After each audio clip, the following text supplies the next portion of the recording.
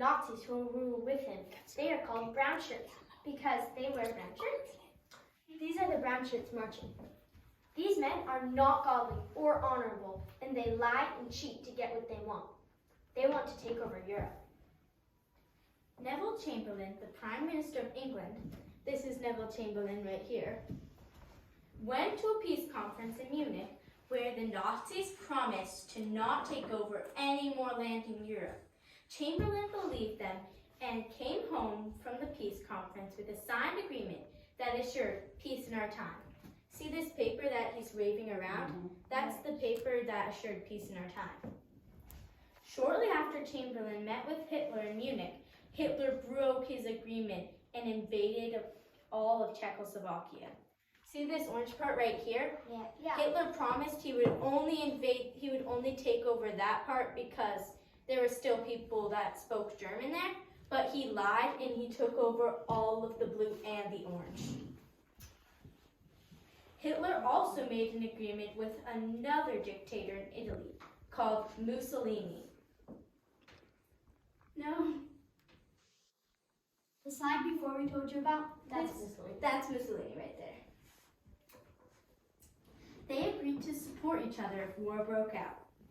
Europe was on the brink of war, but all Jack could do was wait and watch as the storm clouds of war continued to gather over Europe. While he waited, Jack wrote a new non-fiction book called The Problem of Pain. Before Jack finished the book, war broke out. In August of 1939, the Nazis signed another agreement with Joseph Stalin, the dictator of Russia. This is him right here.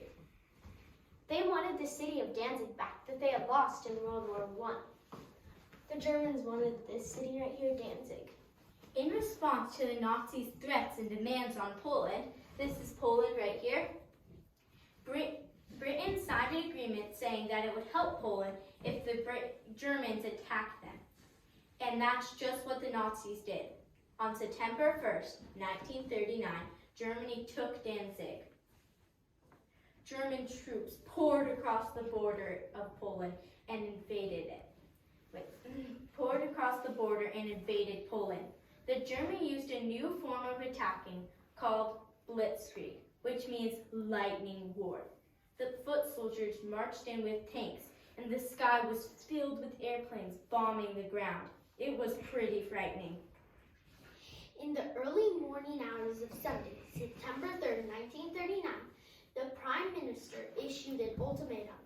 An ultimatum is to do this or else. Like your mom says, go clean your room or else I'm going to spank you. Something like that. To Germany.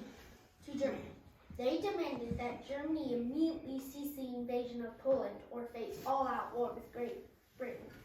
This is Neville Chamberlain, the Prime Minister.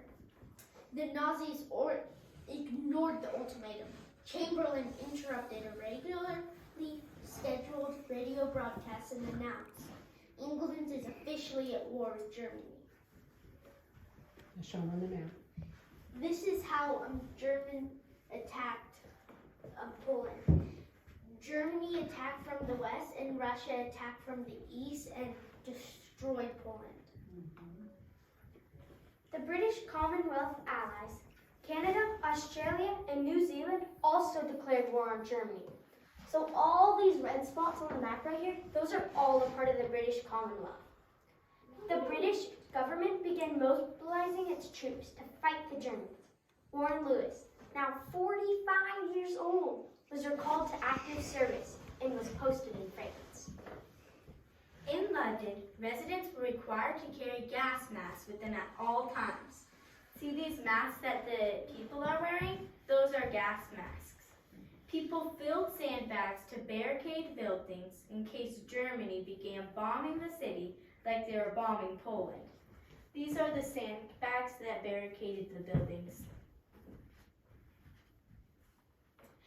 People in English countryside opened their homes to children from the cities.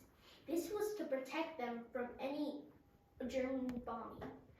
In September 1939, 3 teenage girls that were evacuated from a convent school in London came to stay with Jack at the Kilns. This is the girls that evacuated to stay at the kilns. And that one, circled, Jill, would later be an inspiration for Lucy in the Chronicles of Narnia.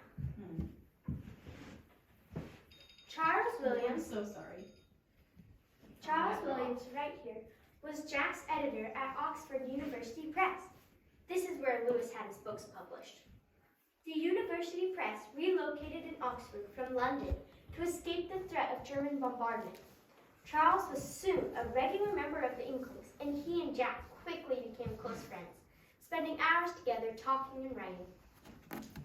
Jack signed up as a member of the Oxford City Home Guard Battalion. These men right here are all a part of the Oxford City Home Battalion. They can't be in the regular army because they are all too old or have an injury which prevents them from serving in the army. Jack's first job as a part of the Home Guard was to help the local people prepare against possible German bombing by aircraft. This meant they had to black out the entire city at night so that German navigators couldn't see the city from the air. To do this, every house had to have thick curtains draped across its windows so that not a single glimmer of light showed through them. See these ladies right here? They're hanging up the blackout curtain. See how thick that is?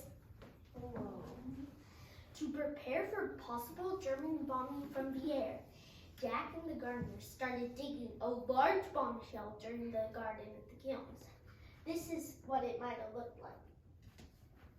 This is the end of chapters 9 and 10, but stay tuned because we'll have more for you soon.